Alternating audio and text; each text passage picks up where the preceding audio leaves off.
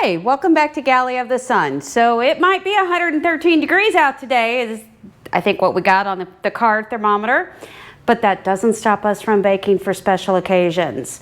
This is one of those special occasions desserts that you're going to want to try. It's a baked chocolate mousse. Now, you can't really make this dairy-free or sugar-free. Not sure you'd want to, but you can make it gluten-free if you forego the crust, which you can forego the crust, and then it kind of turns into like a flourless chocolate cake, I think is what a lot of people call it, but this is our take on it. It is wonderful. I've been making this for years and years and years.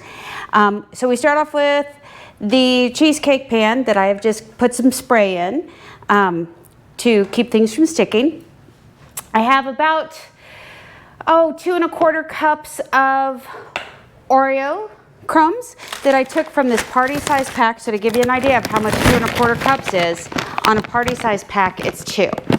So you want to make sure that you get it. Or 30 to 35 Oreos. Of course, we're not using the cream, we're just using the cookies.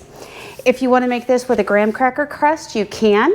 I suggest that you use about the same amount, about 2 cups of graham crackers, and add in about 2 to 4 tablespoons, depending upon how chocolate you want your crust, and an equal amount of sugar, because that Dutch cocoa powder is not sweetened.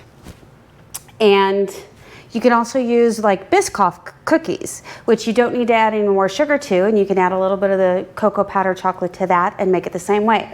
I've also got about a stick of melted butter here, which is about 1/2 cup. We may or may not use all of that. I'm going to kind of mix it in and see how it goes.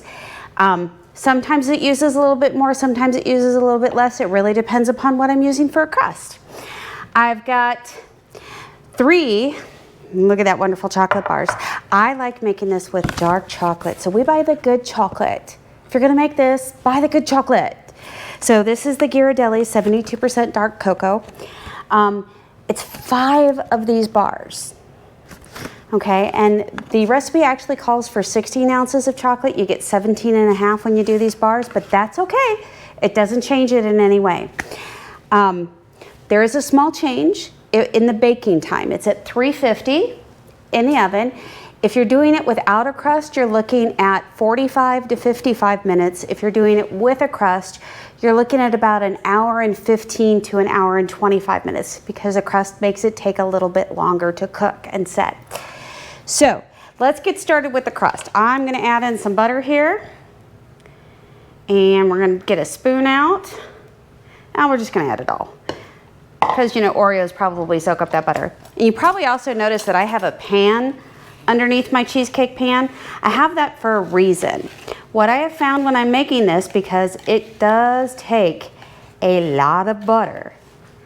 You see this package? That's 4 sticks of butter.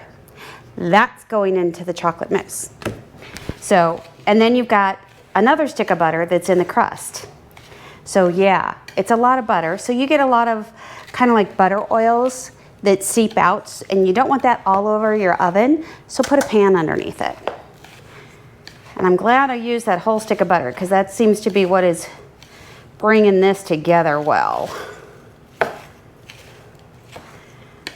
Now, I also suggest if you're going to do this with Oreos, don't use the double stuff. That's just sacrilege. Don't use the mega stuff. Again, sacrilege. Use the regular Oreos. Plus, if you buy a party pack, you've got Oreos for later. So we take this, and we just put this in here, and just kind of like you do with the cheesecake crust, you're just going to kind of mush it all down. And I'm just going to use, let me put it that way, the bottom of this, and I'm just going to kind of mush it down and bring it around. Now I think this is, I want to say it's a 10-inch cheesecake pan. I like making this in this because I can cut a little thinner pieces when you get done with this, because this is a very, very rich dessert. It's something I don't make often because it is just so rich and decadent. So we make it for special occasions, and well, this weekend's going to be the 4th of July, so might as well make it. It's So we're just gonna mush that around. I like to bring it up the sides a little bit, just like you do with a cheesecake pan.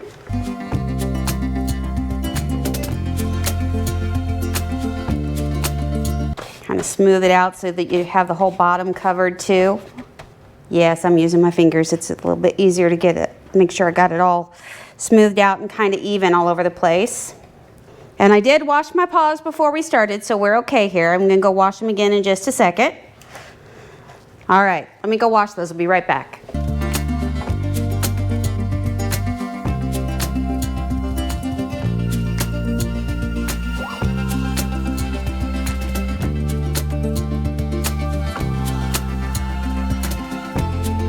Okay, paws are washed. Now we get to the fun part. When I said that this is a lot, we're gonna set the crust aside, and you can see I brought it up, not all the way up the sides, just a little bit, about halfway. Now we're gonna get to butter, okay? Get a nice little saucepan, because it's gotta be able to hold the rest of the ingredients. So we're gonna go ahead and you can use salted butter or unsalted butter. It's up to you. Salted butter might intensify the flavors a little bit, but if you don't want the salt, don't have it. It's fine. And yes, 4 sticks of butter. That's a pound of butter. And literally, I'm just dropping this in here because what we're gonna do after this is we're gonna take it over to the stove and we're gonna melt everything down till it's smooth. There's my 4 sticks of butter. In with that, it's gonna go 1 cup of granulated white sugar, 1 cup of water. We're gonna use the eggs at the end. We're gonna put in all of this chocolate. Now, make it really extra special, espresso powder. You can use instant coffee if you'd like, but I use the espresso powder. And I don't quite measure this, but if you're gonna use this, I say use about a tablespoon or a little bit more, depending upon how intense you want that kind of coffee back flavor on this, because this is super chocolatey and the coffee really helps with that flavor. Okay, we're gonna take this over to the stove. Okay, and I turn this up to about a medium heat and I just let it all kind of melt together. So we're just gonna leave this alone and give it a chance to melt, and we're gonna just come back and give it a stir every little bit so that, you know, every few minutes, make sure that it doesn't burn on the bottom or anything. So you don't want your temperature too high, but you don't want it too low because you do got to get this melted. So you see my eggs here. Once that's all melted together, we're going to add the eggs. But there are 8 eggs in this. And you want to use large or extra large eggs. And we're just going to give these a good whisking and get them all blended together. You don't need to make it frothy or anything, you just need to make sure that they're all blended together. And then we can set this aside and wait for the melting magic to happen. Okay, and you can see by setting this kind of on a medium heat that it is already starting to melt down. This is exactly what you want it to do. This will take probably 10-15 minutes to melt because you got to melt the 4 sticks of butter, you got to melt all the chocolate, and it's all going to come together in this absolute wonderful deliciousness. So we're going to let this go and we'll come back to it in a few minutes. We'll let that melt and I'm going to go do some dishes. Okay, so I'm done doing dishes. We're going to come back over here and we're going to see how we're doing on our melting. And that's actually doing pretty good. Probably the last thing to melt will be all of the butter, possibly some of the chocolate, but we just come through and scrape down the sides a little bit.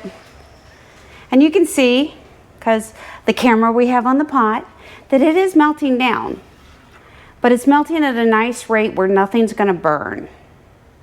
And that's what we want. And we don't want it to simmer or anything like that. We just need to get it all melted. I don't suggest doing this in the microwave because you can't monitor it as well. So I always suggest doing this on the stovetop. Now, another quick little suggestion. If you do not want to get rid of the cream from your Oreo cookies, because you know it's the cream of an Oreo cookie, one thing that you can do is you can make your own whipped cream and put that cream in it to serve on top of this. Okay, so it's had a couple of minutes and I went to go dry some dishes and I heard a little bit of bubble on this. So I said, oh no, I have to come back over and check it. And it had a little bit of bubble.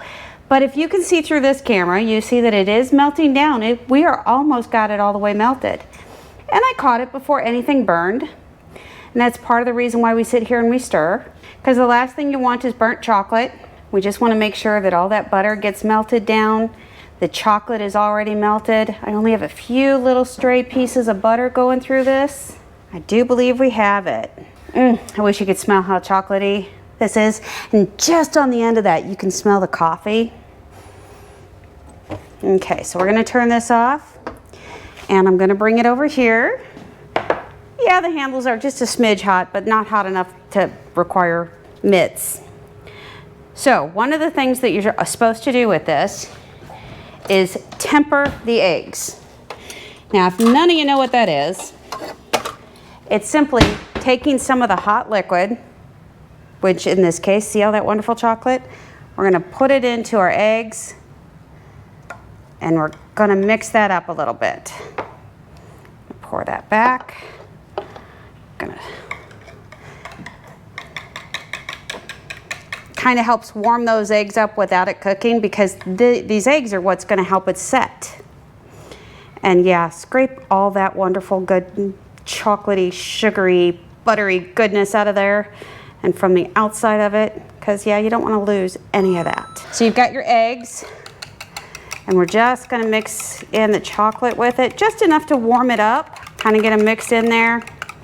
Now we look like we have chocolate eggs, which we do, but it's not the Cadbury kind. And we want to make sure we don't have scrambled. So when you pour this into the chocolate, go slowly and make sure that you're mixing the entire time you're doing this.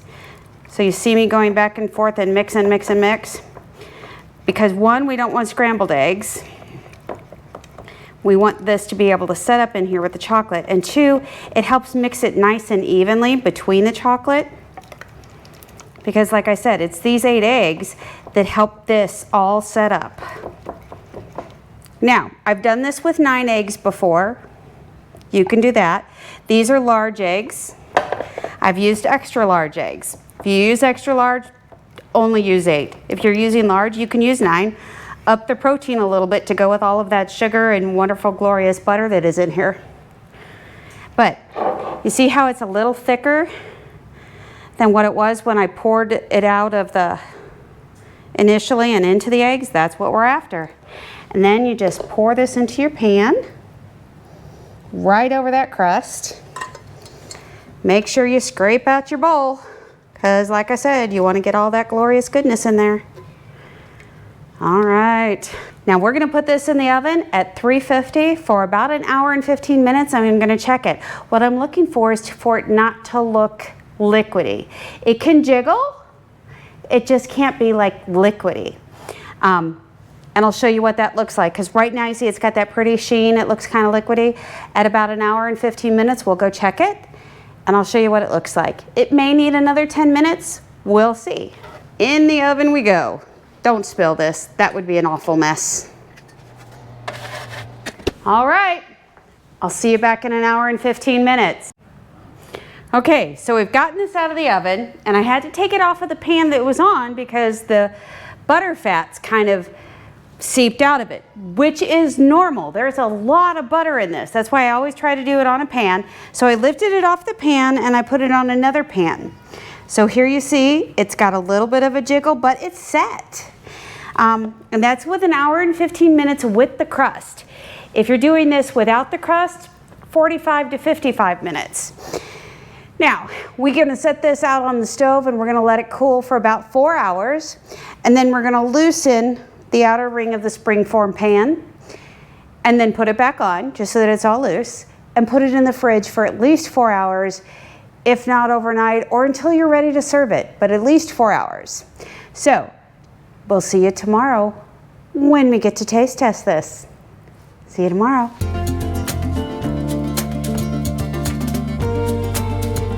Hi, it's the next day. We've taken the ring off. I've slid it off of the metal base of our cheesecake springform pan. And I got it cooled and in the fridge, so we're bringing it out, and look at how beautiful that looks. Look at that. So we're gonna use this nice big knife here, and I'm just gonna come in here.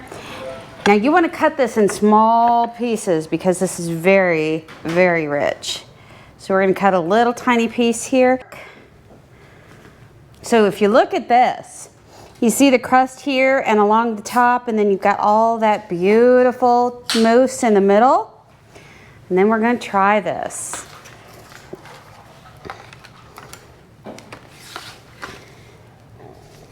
And you can see how you can make it gluten-free with just not putting the crust on there. And I got a piece right here with a little bit of that Oreo crust.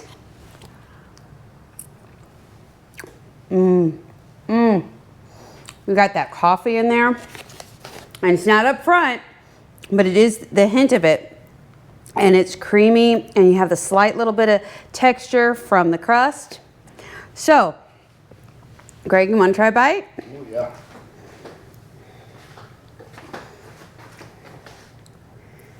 And I'll just remind y'all, this is something that all of our kids ask for on special occasions. Mom, are you gonna make that baked chocolate mousse? So think of it for special occasions, or just whenever you wanna have that extra rich chocolatey fudge. You can freeze this if you want to. So if you wanna make a big one and freeze it off in portions because your family size is smaller and you're not gonna go through it that fast, go ahead. It thaws right out just fine.